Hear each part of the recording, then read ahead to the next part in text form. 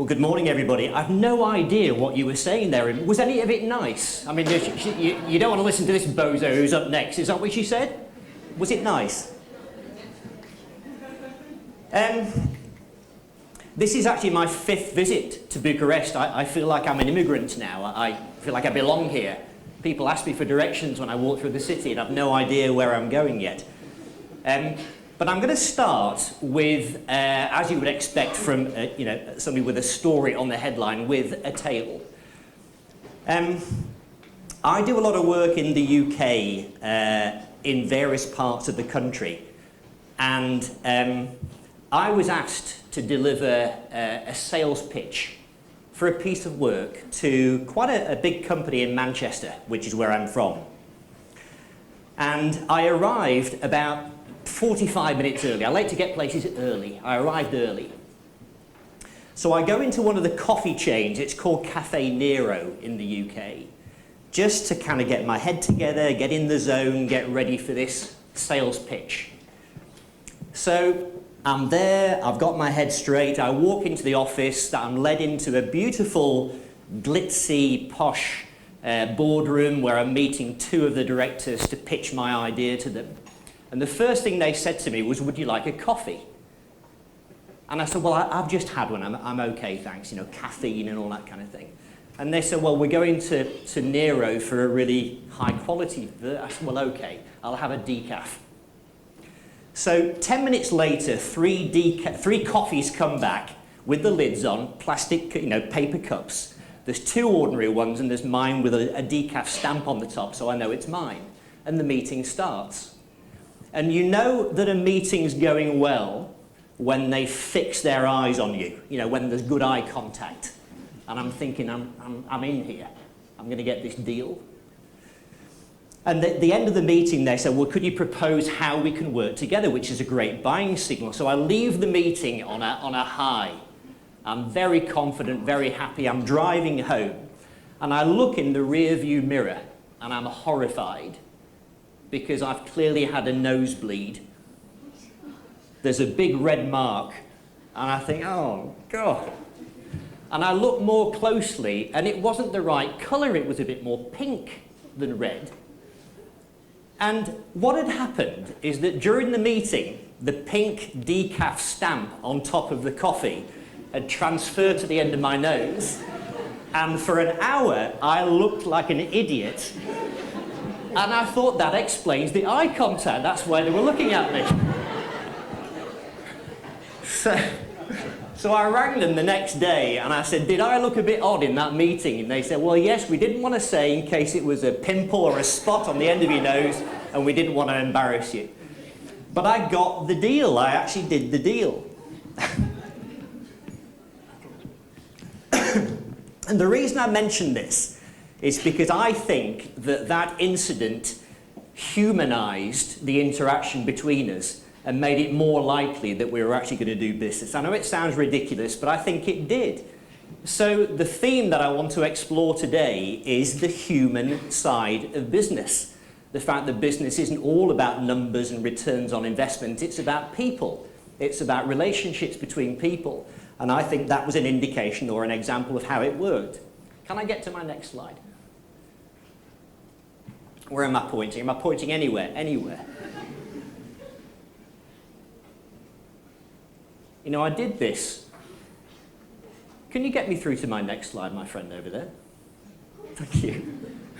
That happened to me last year, by the way, and I had the thing upside down. And I was going forwards, and it was trying to go backwards, and because it was my first slide, I couldn't get on. So I might need your help. I come across this term USP. You know what USP means? Unique selling point or unique selling proposition. And I think USP is a much misused term because many companies claim to have a USP and it's not unique at all. Their USP is that we're very client focused, or we talk to our customers, or we collaborate between different departments. And you think, well, hang on a minute, what would the opposite of that look like? We don't care about our customers, we don't talk to them, we don't talk to each other at all, actually, in the office. You'd never say that's not a USP at all. That's a common selling point, a CSP. But I think there are three things in any organisation which are definitely unique. And that is the people, the relationships they have with each other and externally, and also the relationships that they develop. And the reason those things are unique is because you're in them. And there's only one of you in the world. There is only one of you in the world, isn't there? There is. So if you default to talking about stuff that can be copied, that's corporate speak, that's just bland, business language, you're not tapping into the thing that makes your organisations unique. You need to start talking about things that do really make you different. And that means you need to humanise your language. But of course, in order to humanise your language, you've got to find things to talk about. And again, that comes down to little mini micro stories. The actual individual interactions that people are having within and outside the organisations which define who you are. So what I want to explore a little bit is how you can tap into this and how you can recognise when these things are happening and then use them to good effect. It's all very well us talking about a human approach to business and the importance of business from the soul rather than just from the head and the spreadsheet, but there has to be a point to it as well. So I want to talk to you again about why this is actually of commercial advantage to humanise your business and humanise your language. I got it to work that time because I pointed in the right direction. My work has changed in the last 8 or 9 years. I actually come from a sports and leisure background, but in my sports and leisure background, I did a lot of public speaking and really enjoy doing it. So I started in this line of work about 8 or 9 years ago, helping business leaders to present better, to have a bit more gravitas and confidence when they were on stage, to project their voice, to perform better, I guess, when they had a platform. But then it dawned on me that they had a bigger problem than that. And that is that they didn't have anything interesting to say. They had no story to tell. They were defaulting to the facts, the factual framework, and it was a bit dry. It was a bit soulless and inhuman, but that was their comfort zone. And then latterly, I suppose in the last 2 or 3 years, I've gone into companies more because where does the story come from other than inside the organisation? So you have to get into an organisation and find out where those little mini micro stories are and find the value in them and then start talking about them. So it's evolved, I guess, over the years. But what I've found, a common thread in all of this, is that business is all about connection. Would you agree with me? It's about creating connection. And you have a lot of disconnection in companies where maybe departments don't speak to each other. Employees actually don't know much about each other, where the marketing message doesn't connect with the audience enough because it's actually all about the company and not about the audience. You get a lot of disconnection in business. And I think this more humanised and storified approach to communication, which is what I'm all about, helps to create more connection, which is the basis of all successful business. But again, I want to stress that this is not just humanised approach for the sake of it. There's a real commercial return and justification for this. When we look at marketing, let's look at marketing to begin with and how this role sort of relates to marketing. I want to draw your attention to a gentleman called Robert Cialdini. Robert Cialdini is a professor at Arizona State University in the States. And he's a world-renowned expert on persuasion. He studied persuasion very, very carefully, which of course is at the basis of selling things. And he has 6 principles of persuasion, one of which is a hard one to pronounce. It's called reciprocity, which basically means when you give first, people are more likely to want to reciprocate and give back. There's almost like an implied obligation. But giving can mean lots of different things. It could mean just giving them some information about this conference taking place. It doesn't mean necessarily giving in relation to your particular product or service. But the one I want to highlight is likability. In his research, he's found that people generally like to buy from people they like. It's harder, isn't it, to buy from someone that you don't warm to, that you don't like very much. But it's also true that we tend to buy from people who are like us. So that's what likability means. People we like and people who are like us. And one of the best ways of generating likability and warmth in an interpersonal situation is to find common ground, is to find that you've had the same kind of experience. That, yes, I know what you mean, I've been there. There's a TED talk which I'd love you to watch, and if you've got a notepad, take a note of this lady's name. Her name is Celeste Headlee. That's C-E-L-E-S-T-E, and Headlee is H-E-A-D-L-E-E. Celeste Headlee. And Celeste Headlee is an interviewer on National Public Radio in America, NPR. And her talk is about the art of conversation, about how to have great conversations with people. And one of the things that you've got to be careful of when you're trying to find common ground and have shared experiences in a conversation is that you don't get into conversational competition with people, where you might say, you know, they may tell you of an experience they've had, and you say, oh, that's nothing, you should listen to this. So you want a better, bigger, better experience. You've got to be very careful not to equate your experience with theirs too early. So make sure that if they are relating a story to you about something that's happened to you, you make sure you give them enough time to tell you about it and ask them about it. So how did that feel? You know, tell me more about that. Before you then go in with, well, do you mind if I share something with you that happened to me because I relate to that? I think that can work fine. But that ability to tap into your library of experiences means that you're able to create connection with people in that conversational situation. But be careful you don't get into story competition. The other one that I'd like to mention is this idea that stories sell. There's this saying that facts tell, but stories sell.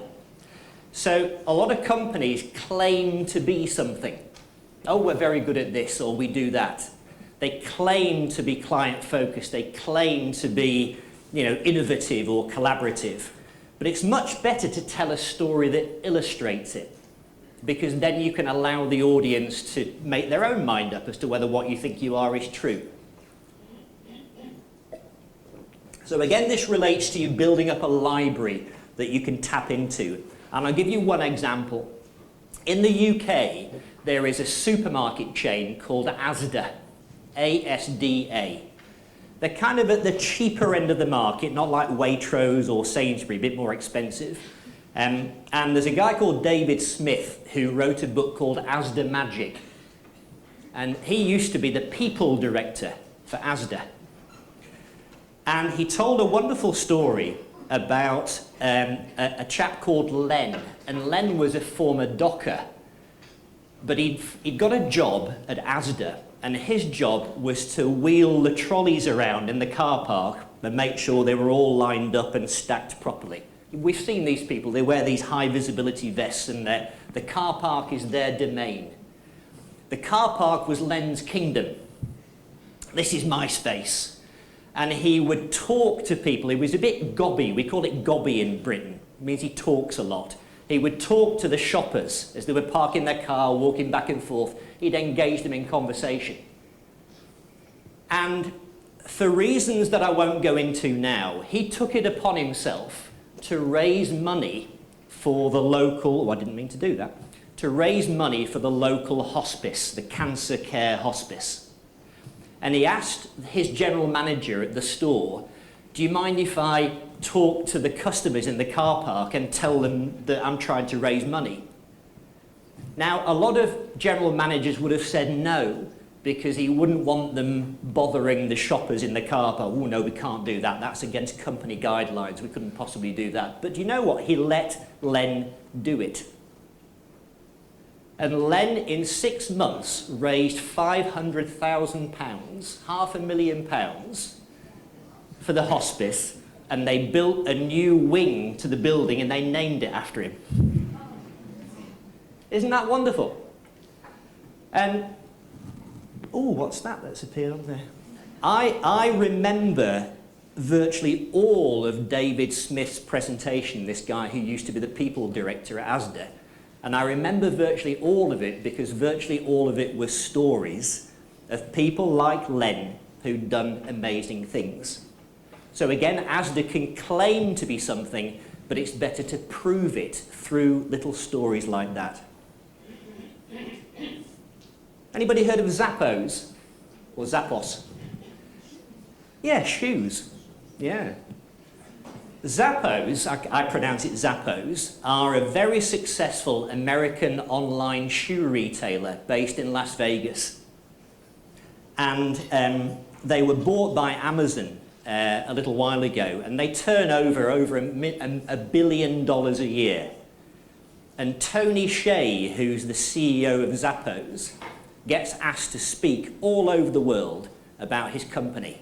And no one asks him to speak about selling shoes. They all ask him to speak about culture. How do you create such a powerful culture within your company where the staff are very engaged and very motivated and they give great service? And I'll give you a couple of examples of things they do within Zappos which are very unusual. First of all, they have an induction process where a new starter in the business, after about 8 or 10 weeks of their induction, they're offered $4,000 to leave. Go on, go. Here's 4,000 bucks. 95% of them turn it down because it's a test. It's a test to see whether they're a true Zappos person. Okay, it's an incentive to go, and they nearly always turn it down. And the other one, which I really love, have you all got like a computer system in your office, in your organisation, where you have to type in a password or something to get into the system? Well, they have the same at Zappos, but they put a couple of extra questions on there before you can get in. And the questions might be, can you tell me something about Jim who works in accounts? Like, does he have children? Has he recently got married or whatever? And if you can't answer the question, you can't get into the computer system. And it means you've got to know each other. Isn't that a great idea? You've got, it's quite bold, might make the whole thing fall down, but at least it shows that they really, really care about whether they know each other as people. And I think that's fantastic, isn't it?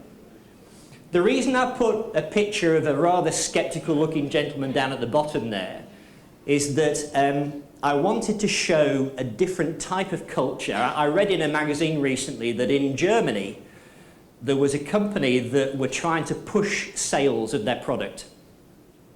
And they gave the sales staff some very, very stiff incentives, targets to hit, very, very difficult targets to hit. They did a little experiment, and they gave another group a different instruction to help them hit their targets. And the instruction was, do your best. Do you know which group did better? The second group did better. Their sales were much higher. So again, this comes down to how employees feel. Do they feel trusted? Do they feel valued? They're motivated by quite unusual things, not always money. And I just think, again, these human stories are quite illustrative of something which really, really matters. Just two final slides. KPMG last year launched a very unusual initiative called the 10,000 Stories Challenge. They have about 27,000 employees, I think, worldwide, and they launched a challenge that by Thanksgiving, and I'm not sure when they started, but they gave them a few months to do this, they had to collect 10,000 stories of where an employee had made a difference to someone else, either a colleague or externally beyond the company. And anybody who sent a story in, provided they hit this 10,000 mark, would get 2 days paid holiday free. Ultimately, they got 42,000 stories. And when they got beyond the 10,000 mark, the people who kept sending stories in didn't get any paid holiday, but the stories kept coming in, which is perhaps an indication of why they wanted to do it. They didn't want to do it for the incentive, they wanted to do it because they wanted to say that I'm proud of what I've done, that I've made a difference to somebody. I think that's a fantastic initiative. They actually got quite a lot of resistance within the company to doing this, but they pushed it through and they finished the job. And the engagement scores, they had to measure it somehow, because they're accountants, they have to measure things. They measured the levels of engagement in all the different departments, and the departments where the managers really embraced this initiative, they performed much better on engagement than departments that didn't. And just finally, I want to finish with a slide. This is a mosaic picture by a Manchester artist called Charlotte Newson. And does anybody know who Emmeline Pankhurst is? I know Anna. Where's Anna? The graphic facilitator. You know who she is because I told you. Emmeline Pankhurst was the suffragette lady who got women the vote in the UK. She chained herself to the railings, very famous woman in Britain. And that picture is actually made up of 10,000 faces of women who are doing extraordinary things around the world. But to me, this symbolises what I'm talking about today, which is that we can have a big message as a company. No, we're all about this. But do you know what? That big message is really made up of lots of little individual contributions. And I think that picture symbolises it beautifully. It's not the big glitzy message that really matters. It's what people are doing on the ground. And I find that a lot of people who work at the coalface, as we put it, the ones who are doing the work daily, often don't value what they do enough, because they'll just say, oh, well, that's just what I do. It's just my job. But sometimes an external view is necessary to say, well, actually, what you did there was amazing. And they'll say, well, was it? They undervalue their own contribution because they think it's too small. So if there's a message I want you to take back to your companies, it's to celebrate the contribution of individuals within the company and make sure that you capture their contribution through stories, and you use those stories externally to prove that you're as good as you say you are and engage people, but also learn from them internally as well, because that's where the knowledge really is within your organizations. So thank you very much. Thank you. Thank you, Andrew. Please put your phones on silent once again. Do we have any questions from the room? Yes, please, Andrew. It was really nice hearing your story. I was really very attentive to the message, and it reminded me of an old book I read. I'm sure you read it too, Kahil Gibran, The Prophet. Ah, yes. So I would ask you a question, like, you know, the group asked the Prophet the question, and the question was, you really mentioned some very clear steps that should be in our attention. How about the values behind? Can you go a little into values? The values? Yeah, values of what we need in order to do the steps that you're suggesting. That's a really interesting question, that. I'll go back to Celeste Headley, the lady I mentioned before, The Art of Conversation. She makes an interesting point about, you know, when we're having conversations, we're meant to listen well and show that we're listening by nodding and going, yes, yes, and maybe feel, oh yeah, could you, so you're saying that this, that, and the other, and paraphrasing it back. She says, that's a load of crap. American.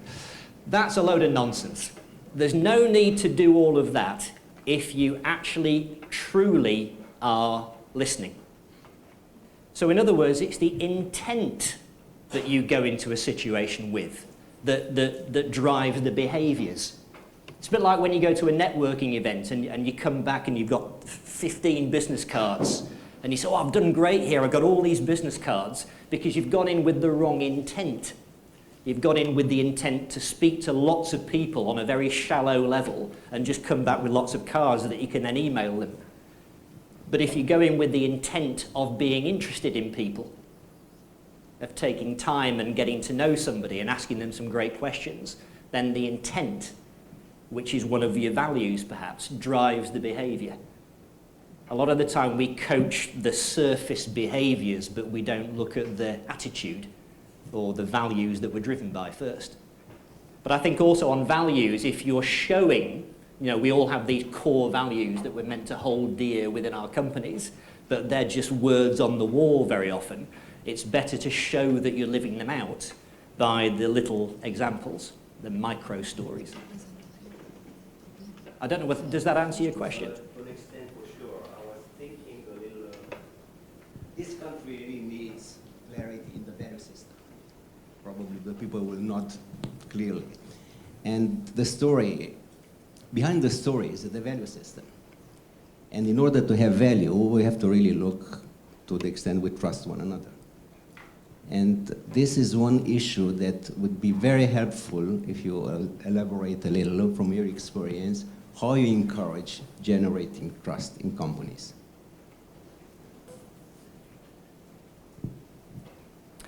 I think that trust comes from continually behaving in a way that's aligned with what you say you are. It's consistency. I was talking to a lady before, Danielle, about where this comes from and what brand means. I mean, to me, brand basically means that all of the little interactions that we have with an organisation collectively make our perception of what that organisation is and what the brand actually means. So if the brand claims to be something, but our experience of it is very different, then it chips away at the perception and we change our perception. Well, no, they're not like that at all. So you've got to make sure that your behaviours are always aligned with what you claim to be. But I think a lot of companies, hire marketing agencies at great expense to find the core values and put them all on the walls and in their literature, but then they forget about it and then go back to, the business. You've got to live them out. I have one for you. I will play a little bit the role of the skeptics. I am curious about the companies from the old economies, big corporation. Are they really capable of making these changes? Do you have a success story? Because Zappos is a little bit newer. I think it's a lot of companies like Zappos, they're newer companies, all these tech companies, they're very trendy and they're created by younger people who have lived in this newer world where maybe we're more value driven, it's about purpose and having a why and not necessarily the old school of just making money, yeah. But I actually work with quite a lot of professional services firms who have been around a long time and they're quite dry industries. And my main client asked me to work with them on this kind of stuff because they had a marketing report done for them in 2010 which said that they'd been around 60 years, that said that they were a steady company, a safe pair of hands, but a bit boring, a bit dull. And they didn't want to be dull. So they've set about recreating their values about what they want to be. But again, the challenge is living it out, because it's all very well having the words there, but your behaviours have to be aligned with it. So I think there is a perception on some of the more traditional companies. They see the Zappos of this world making lots of money and being feted on TED Talks and in Wired magazine. And so, well, why can't we be like them? But it's not an easy thing for them to transition from the old way to the new way. But I think they're being pulled in that direction because they feel that's the way they ought to be going, but they don't find it easy, is my perception of it. But the ones that don't change at all may find that society has just moved on and the way that they used to think it just doesn't work anymore. So they may not exist much longer. And we have examples also that disappeared, companies that disappeared. Yeah. Thank you a lot, Andrew. There are, one more. Cosmin, please. Hi. Nice story about Zappos. Their book is amazing. Tony Shea is amazing as well. But I'm struggling to find a connection between their culture, which is amazing in a very special sense, and their success. Is there any connection? I say this because Amazon acquired Zappos. Amazon has a totally different culture with this crazy guy Bezos. and they are both successful in their own way, at least in terms of market valuation. So do you see any connection? Amazon have had a lot of criticism about the way that they do business. And I'm not an expert on Amazon, but I've read about how they operate in their factories, in their warehouses, and how people are tagged and tracked. And if they go to the wrong toilet that's further away than the toilet they're meant to use, they get pulled into the office and say, well, why are you spending all that time walking all the way down there? Now, I don't know whether that's true, but this is what I've read. So I think sometimes you do get situations where two different cultures come together, and that can be problematic because, as you say, the two cultures do seem very, very different. But there is a trend now which is probably epitomised by Simon Sinek's Start With Why TED Talk. Who's seen that talk, by the way? Simon Sinek's Start With Why, the 3 circles. 25 million views on TED. And I think that's quite interesting that talk has been so widely viewed, because there is clearly a desire to be a more values-driven, purpose-driven, human, soulful company. And it wasn't even discussed years ago. No one really bothered talking about those things. It's trendier now to look at that way of doing business. But whether or not it's right for every business model is debatable. Some businesses will struggle to adopt this soulful, purpose-driven idea because they're very commoditized in the way that they do what they do. But I think that the trend of the tide is moving in that direction. And some may say that society is as well. People of a certain generation now, the younger generation, want to do meaningful work and not just earn a living and go to work in order to do other things which are fun. They want their work to be fun and meaningful and purposeful. So maybe the generational change is moving us in that direction as well. But it's going to be a difficult transition for some of the old school companies to go down that route, and it may actually, not work for them or be very difficult for them. I hope that answered your question, Cosmin. Thank you, Andrew. Pleasure. Applause, please.